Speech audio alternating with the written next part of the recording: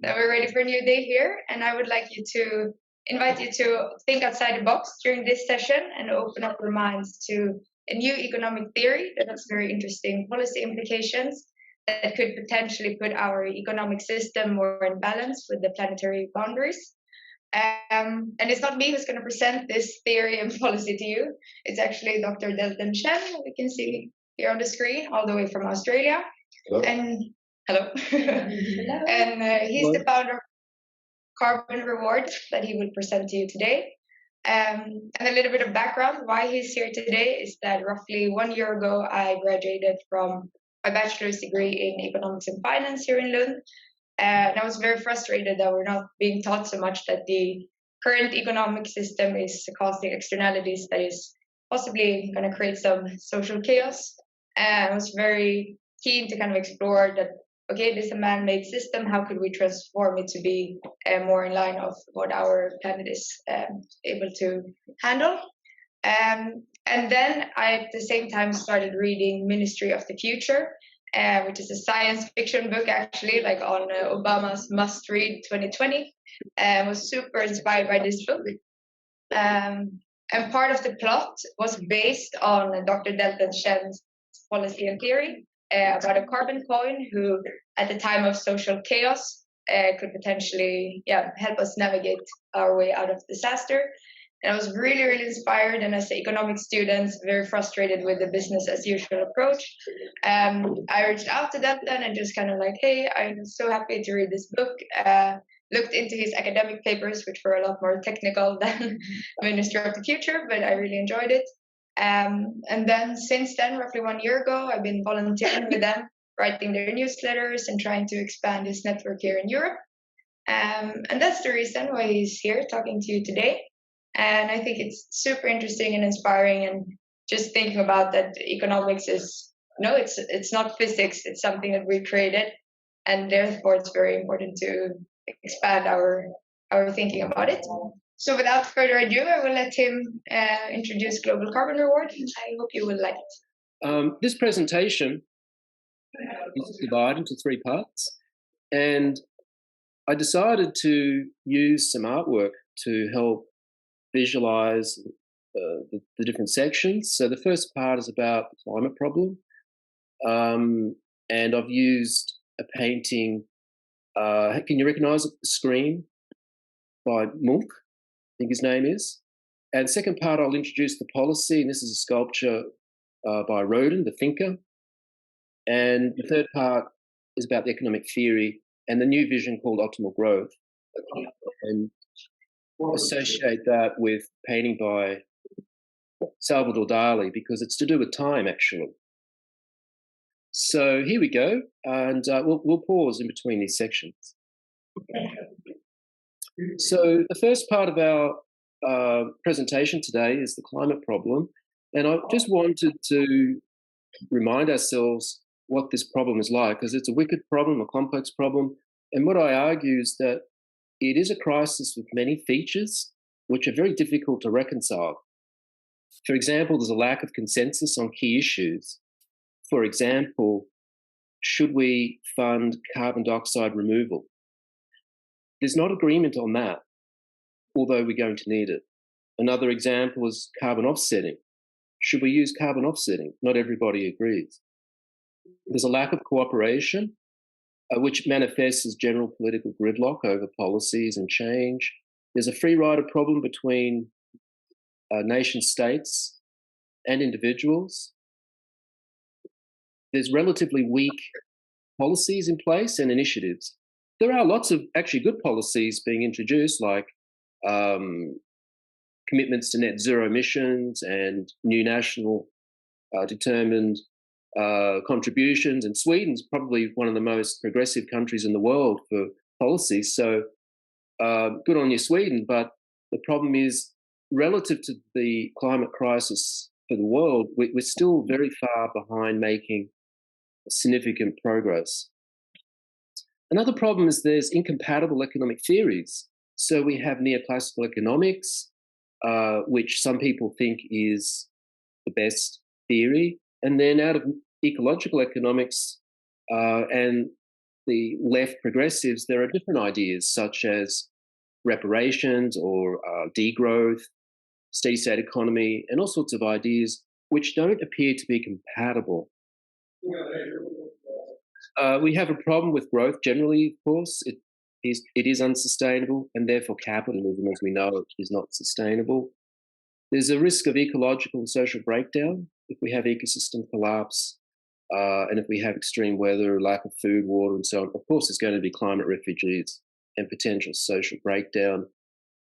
Climate tipping elements, these are an emerging problem that some scientists are warning us. For example, permafrost thawing, you would have heard of in the Arctic, desiccation of the Amazon, and so on. These could be potential tipping points, non-linear, causing more global warming. There are enormous technological challenges because we'd have to scale out renewable energy or something like that around the world at a rate that's unprecedented. Extreme inequality, well, we know that story. There's colonialism, imperialism between the global north, global south. There's extreme inequality in some countries like the United States, and Sweden's probably a bit more equitable as an economy, but actual fact, inequality is increasing generally because of capitalism.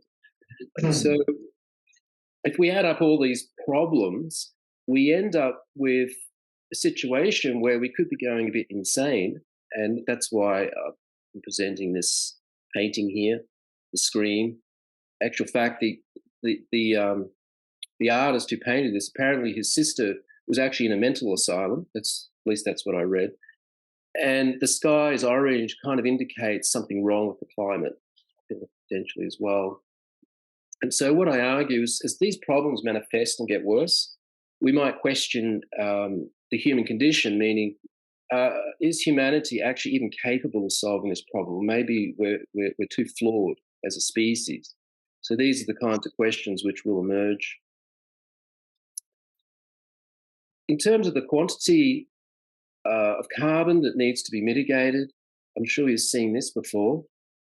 This comes out of the latest IPCC report, AR6, and it's simply the global carbon budget from the past and then into the future.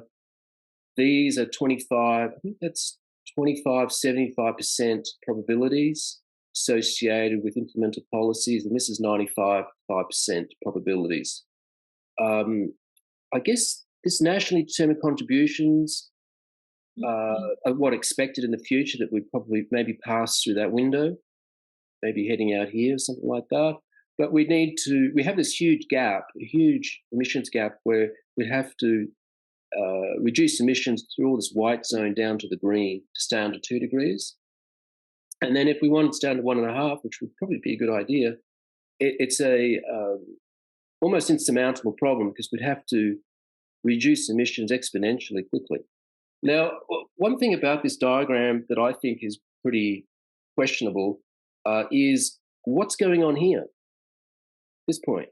Because if it's a system with inertia, typically you'd expect the system to go out more towards the red line, initially in the short term. So what's going to happen that turns the ship around at such a rapid rate? And I argue there is no policy in place that could do that. We're missing something.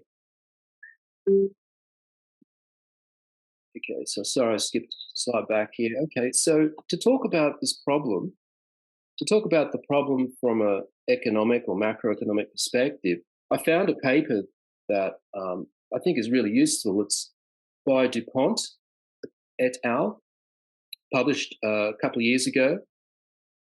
DuPont and her colleagues developed a macroeconomic model of the world economy, and they divided it up into the energy sector and consumption. And I think it's really informative and interesting because what they did is they simulated an energy transition, decarbonization, where the energy transition is complete by 2070. And they found that the only way they could really make this happen is if these conditions, optimistic conditions, were met. So that's that energy demand would peak early. Capital I guess that's finance and resources, would have to continue growing and remain sufficient to be able to resource the energy transition. They found that energy efficiency would have to improve significantly. And that's the efficiency of producing energy and also the efficiency of producing general goods and services. The savings rate would have to increase significantly. This is quite interesting. They claim from 10% to 40%. I assume the savings need to go back into funding the energy transition because they need a lot of capital. And they found that consumption would need to peak and then level off. And basically what they're saying is, in order to achieve the energy transition by 2070, we would have to trade off consumption for renewable energy because of the physical constraints of rolling out so much energy, there being geographic and resource constraints. So why this is important, I think, is that when people talk about the transition to net zero, what have you, they very rarely, if at all, mention these problems. They're kind of ignored. And so we need to peak energy demand. We need lots of capital. That's GDP continue growing. We need to become highly energy efficient. We need to save a lot and consume less. So how could we do that? Well, what I argue is that the policy that I'm presenting does have mechanisms to address these optimistic conditions.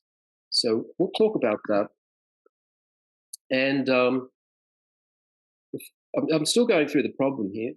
This chart here is a chart of world energy consumption on the x-axis versus world GDP on the y-axis for a period of about 50 years, 2017.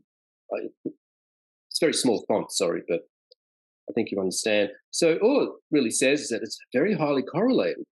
And what that indicates is that our goods and services on average really are energy dependent. And therefore, we have a problem because if we depend on fossil fuels, our GDP is going to depend then on fossil fuels as well. And so there's this coupling going on. Another important point about global GDP is that it's very strongly related to debt. And this is a chart of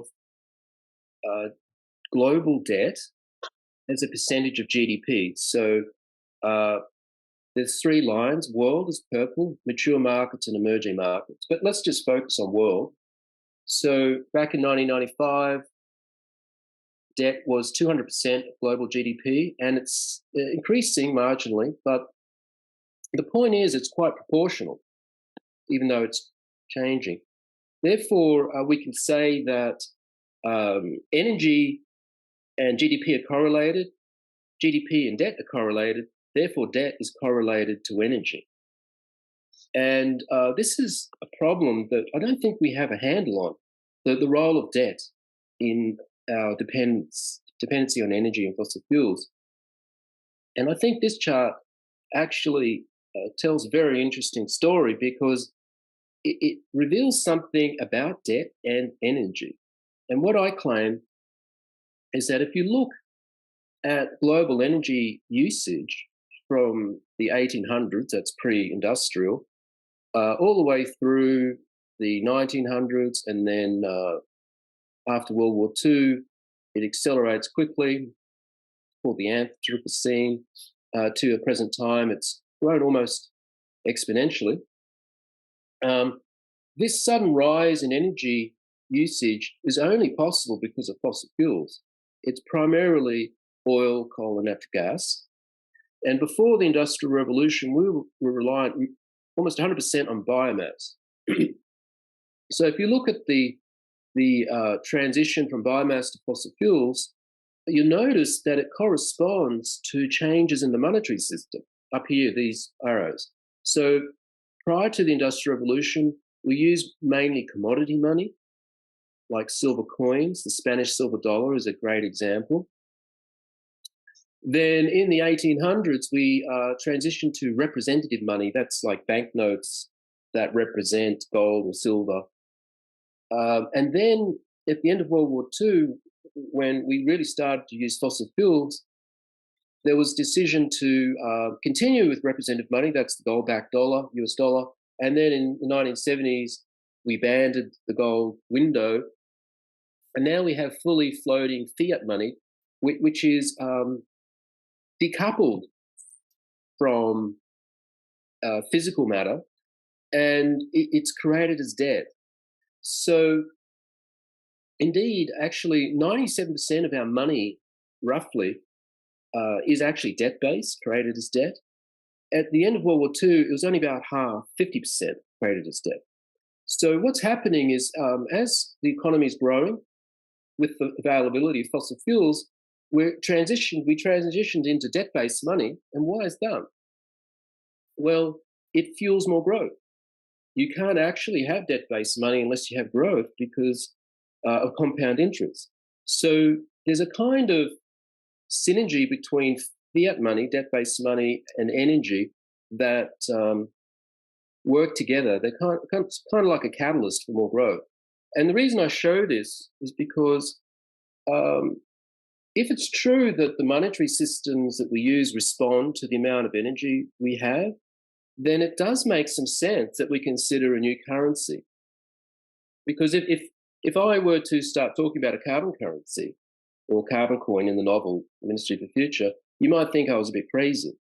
But when you start to dig into the topic of debt and its correlation to growth and energy, it does begin to make sense. Because if this trend were to play out into the future and we peaked energy and we even decreased the amount of energy we use, what kind of monetary system would we need? If we can't continue with debt-based financing, we might need to go back to representative money or possibly even commodity money. I don't think we will go back to commodity money personally, but representative money actually is quite practical. And that's actually what the carbon currency is. It's representing greenhouse gases, mitigated greenhouse gases.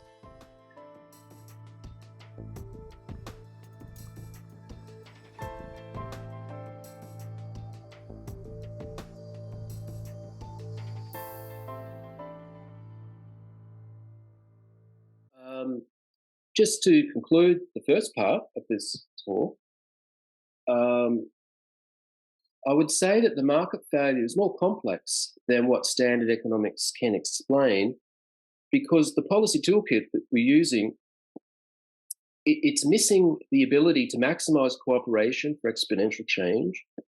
It cannot provide scalable finance for orderly decarbonisation. We're lacking trillions of dollars. The policy toolkit is missing ability to avoid debt creation. We were too reliant on debt, and we need to be able to reallocate capital to where it's needed. And ultimately, we need to decouple the world economy from carbon emissions. So that's the problem statement, and that's maybe why we're looking like this character in the painting.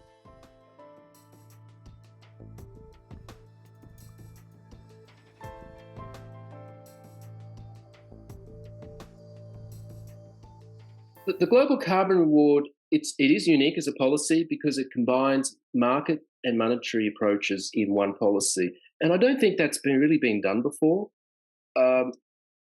Market theories, carbon taxes, cap and trade, etc., and then combining it effectively with central bank policy.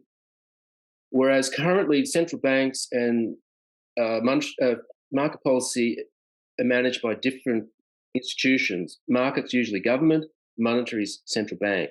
So it's based on a new economic theory for optimal growth, and this is for decoupling.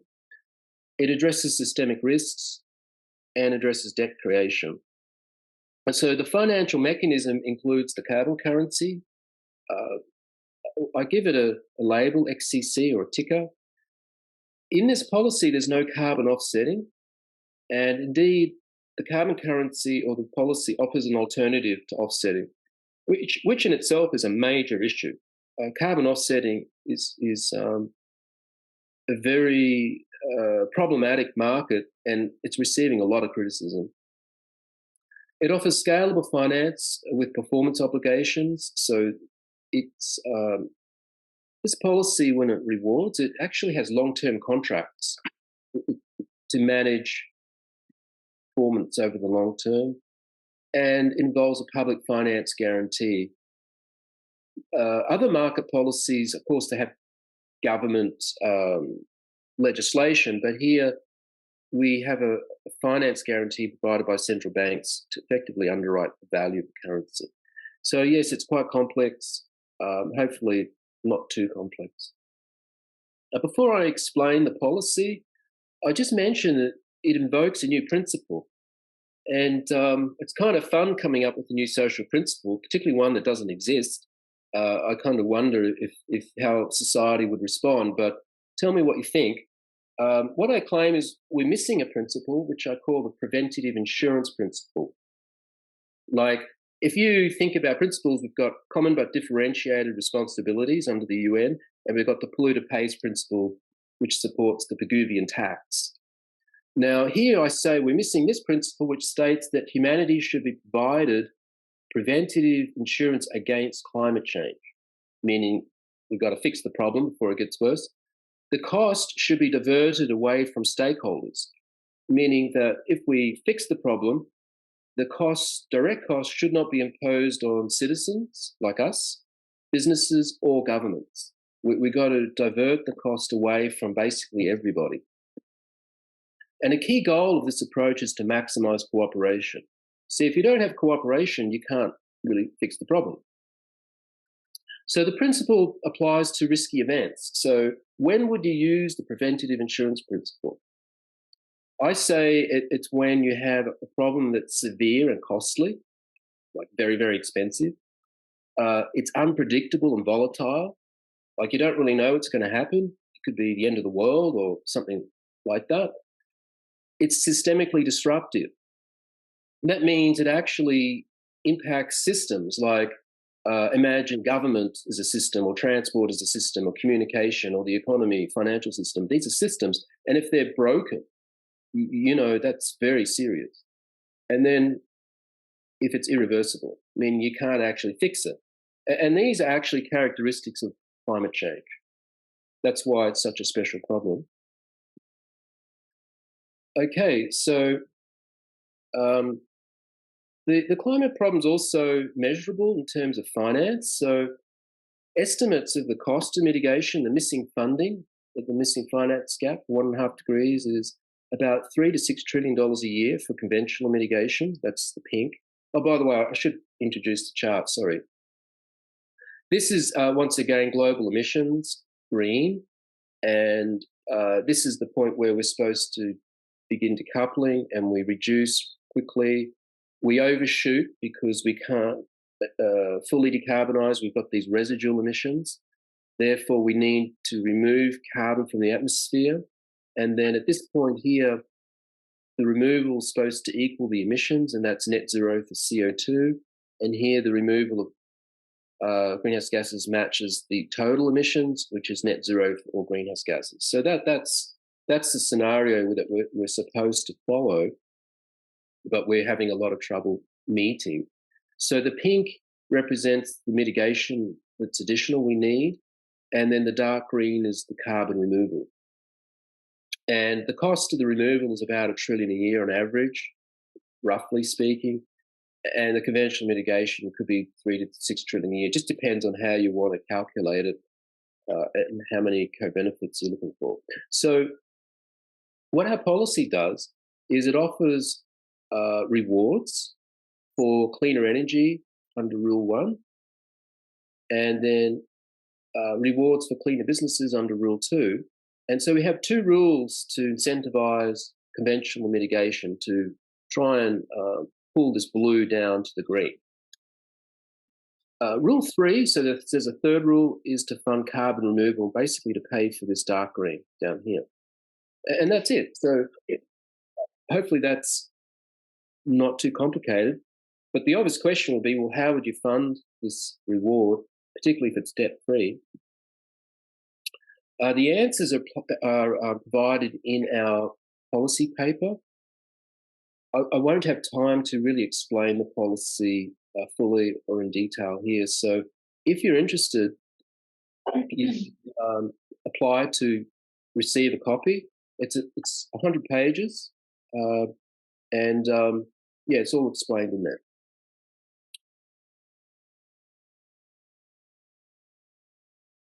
Okay, so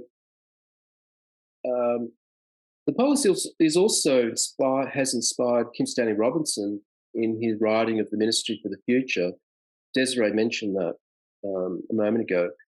And I thought I would just show you the novel and to comment on that. Stan, he really liked the carbon coin because it invoked quantitative easing. He tends to agree with me that we need a central bank monetary approach to provide scalable finance.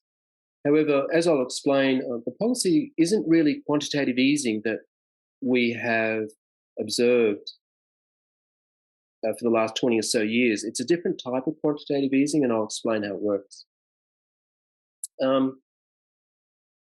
We have 3 rules, as I mentioned: 1 for cleaner energy, 2 for cleaner business, 3 for carbon removal. And I want to point out that when these rules are applied, they are only applied strategically, meaning that we wouldn't offer the reward unless there's going to be significant benefits, significant additionality. So in that sense, it's not open to everybody. It's going to be strategically managed. And I also said there's no carbon offsetting with the carbon currency, very important. So the first rules deal with the quantity of carbon, and then the rule 4, 5, and 6 deal with the quality, which means we're going to use 3 more rules to incentivize co-benefits, which we're going to focus on rule 4 for energy reliability. You know, that's basically a reliable supply because you have competing technologies, and with a more complex grid with renewables, it could become unstable. So energy reliability is important. Community well-being, that's very broad. It's a rule that will take into account what residents and workers want or need. And then the 6th rule is for ecosystem health, and that's going to seek the opinion of ecologists and land carers.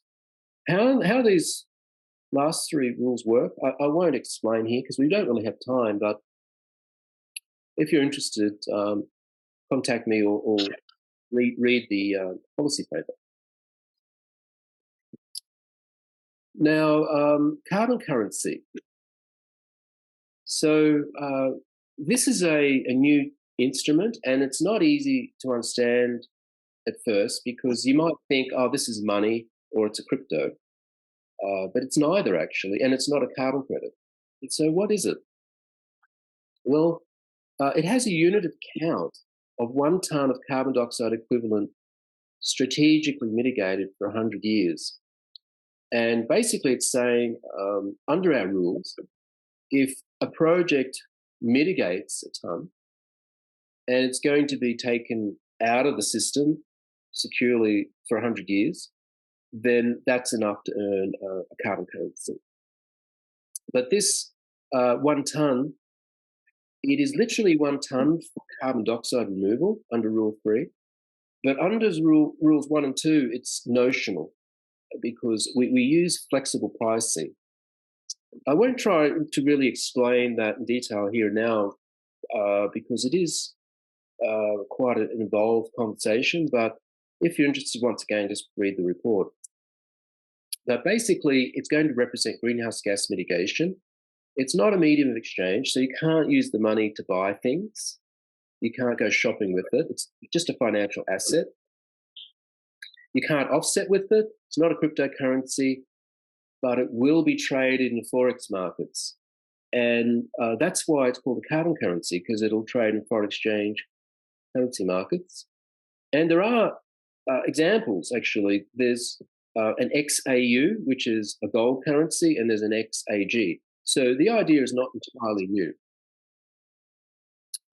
What is a reward if we have a carbon currency as the instrument? Well, the carbon currency, although it has value, you can't really define the value of it unless you can define its exchange rate. So it's actually the exchange rate that is the reward. And so rewards are expressed as exchange rates. For example, if we looked at the exchange rate for the carbon currency with the US dollar as the quote currency, you end up with units of US dollars per ton of CO2 equivalent strategically mitigated. And therefore, these exchange rates are very convenient because they are literally the carbon reward as an economic value. And that's just how it works. So it's actually quite intuitive.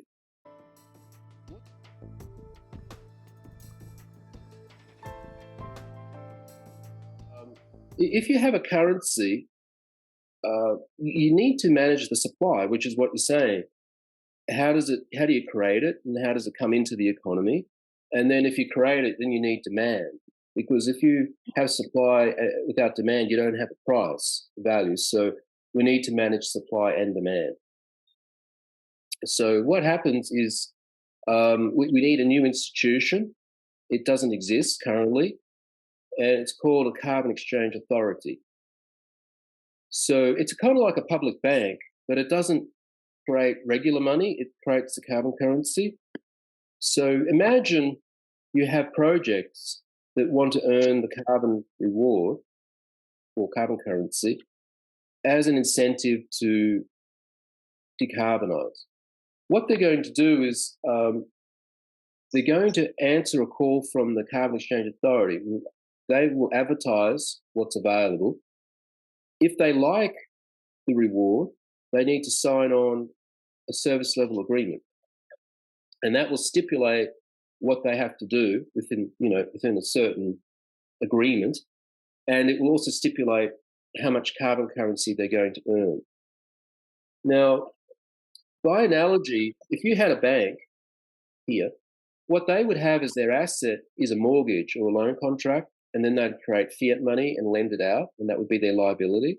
But in this case, it's the service level agreements which are the asset of the new institution, and against that they issue the carbon currency as their liability, and that's the creation process. And so they issue the carbon currency to the awardees, and that's proportional reward for their mitigation, and that's the creation process. Step one from the issuer, step two to the awardee. I'll just come back at one slide, because now we need to think about the value of the carbon currency, which is XCC over US dollars. So remember, that's the reward. Well, this price signal is really it's the driver, it's the forcing function for the whole policy, because what will happen is when carbon currency is issued, there's going to be a floor price guaranteed by central banks over a very long period of time. So this is called a public finance guarantee. And if we set this price signal based on what we need, and it's guaranteed by central banks, what that means is when the currency is in circulation, investors will buy it because they want to hold it, because they know that its value is going to appreciate into the future. So if you bought the currency in 2020, it's going to increase in value for maybe 30, 40 years at least. Therefore, it's a fairly safe asset to own over a long period of time. So pension funds and institutions will be prepared to buy it, so will individuals. Now, the point here, actually, is that with this approach, we're channeling the cost into the private sector based on the public finance guarantee. So if the private sector does buy it, you'll see the spot price fluctuate above the floor. And that's how we actually get the private sector to pay for the mitigation through this currency asset. The next question would be, well, how do you determine the floor price? Well, this is actually calibrated to the amount of carbon removal we'll need, which I'd shown you previously. So that's the formula, if you like, so that over the long term, it will change just depending on how much risk there is. If we need more or less carbon removal over time, it can be adjusted.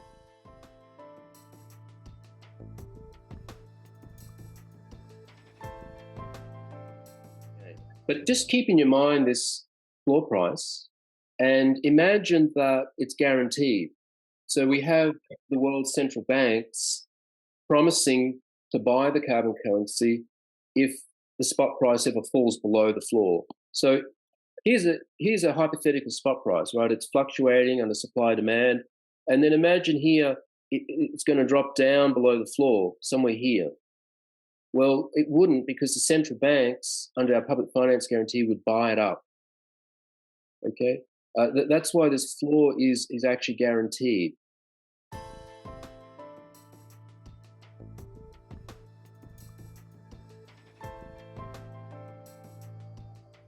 This carbon currency, first thing, it's not a medium of exchange. You can't buy anything with it. True, it's an asset. So technically, it cannot cause inflation if you create more carbon currency. The only time there would be an inflationary effect is if the central banks have to print more money to buy the carbon currency. True.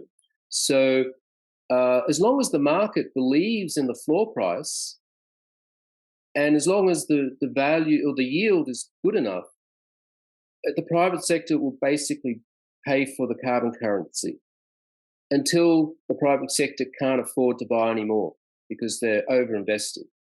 So, actual fact, it could be highly deflationary because because there's so much investment in it, particularly around here. In fact, that's what's needed. Remember in the first slides, I mentioned the study by DuPont. She said savings has to increase by 10 to 40%. You take money out of circulation to saving, what does that do? It probably is deflationary. But then there's going to be other inflationary effects. So in terms of monetary inflation, I'll answer that question for you.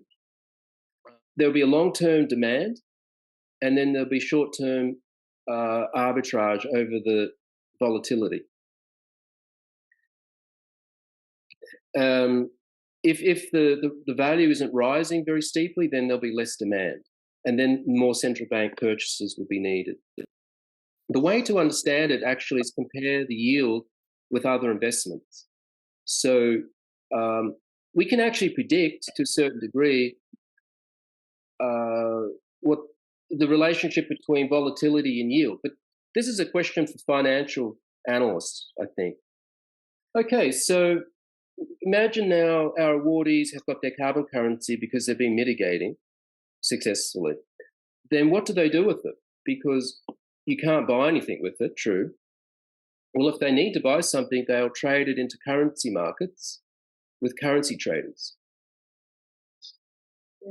So people or institutions will buy it because they see a reason to, and therefore they can exchange their carbon currency for US dollars, euros, yen, or whatever. Now, if the currency traders aren't buying enough, then the central banks have to step in. So this is where the central banks will defend the floor price as the buyers of last resort. And they will buy the carbon currency, that will become their asset, and then they'll issue new US dollars, euros, etc., by expanding the money supply. And this is where monetary inflation will be created. Okay, so if there's not enough demand in currency markets, then central banks step in, and they'll add it to their balance sheet. And the reason I think this is needed, it comes back to my earlier comments about debt. You see, central banks, when they create money, they don't create it with debt. Commercial banks create money with debt, but not central banks. So they'd be injecting more fiat money, potentially, into the economy that's debt-free. And that's how we deleverage the economy against unsustainable economic growth. So hopefully I've answered your question about the mechanism. There's a bit more to it, but I'll just push on. We're nearly at the end of part 2, actually. Then we could take some questions. Here, what I'm referring to are 3 examples of how the carbon currency can be used. And I'll give an example. These examples are actually detailed in the policy paper in Appendix B. Because we've got limited time, I thought I'd just summarize them really briefly. And if you're interested, read Appendix B. But the first example was how we can use carbon currency to keep oil and gas in the ground. So imagine we want to stop oil and gas extraction in the Congo rainforest or the Amazon or Ecuador or anywhere, actually. How do you do it? Because those countries, they need the revenue. They're extracting because they're in debt. They've got to pay back loans. They know oil and gas is valuable in international markets. So what do? Well, you've heard of the Sunni National Park in Ecuador. They tried to sell, or they tried to receive grants, so they didn't extract. Well, basically, we complete that operation. What we do is say, okay, we need to keep your oil and gas in the ground. We'll buy out your lease, enough carbon currency to equal the profitability of that resource. So let's say Exxon has a field in the Congo, and Exxon believes that they would make a profit of $100 million out of this resource. Well, basically, we pay them $100 million worth of carbon currency with conditions.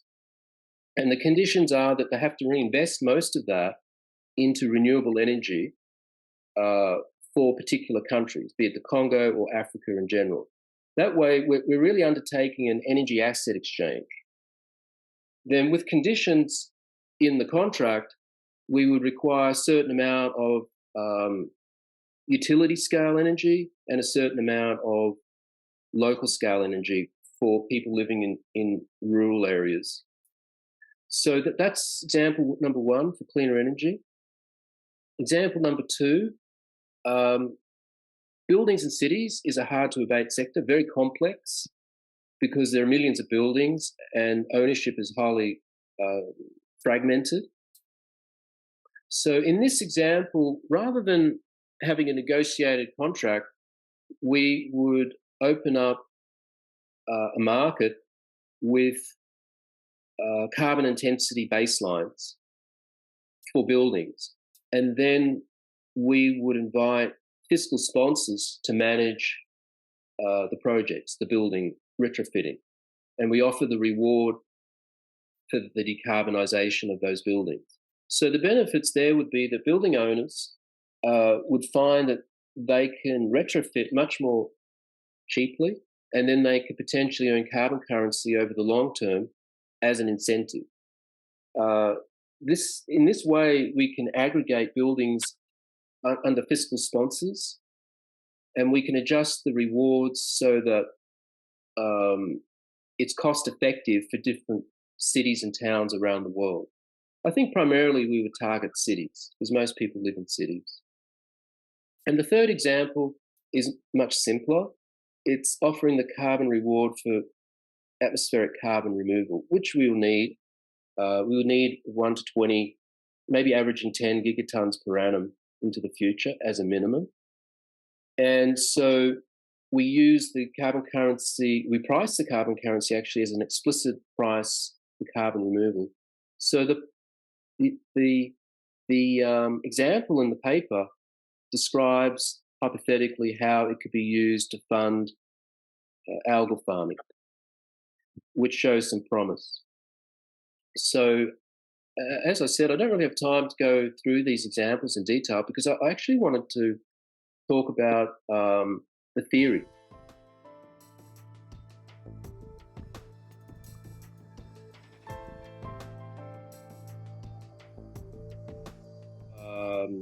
The carbon budget and natural methods are difficult to assess because of all the variables in forests and soils and so on.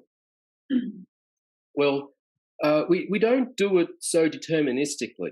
What you do is a best guess, because we don't know what technologies are going to be developed into the future, true? We can only make an educated guess.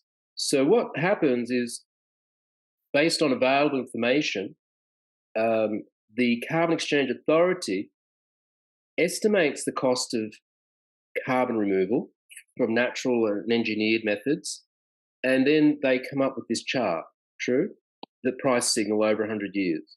So when you open it up to the marketplace, and let's say we're in the year 2045, we have then 25 years of data to look at. And so over those 25 years, we collect the data, review it, and then readjust the price signal.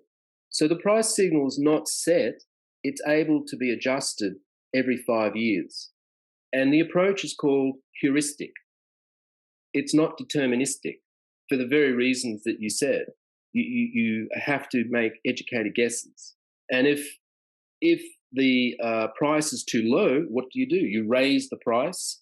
And if there's not enough mitigation, you open up new technologies to increase the size of the marketplace. So you can't predict these things. It has to be done through practice and heuristic feedback.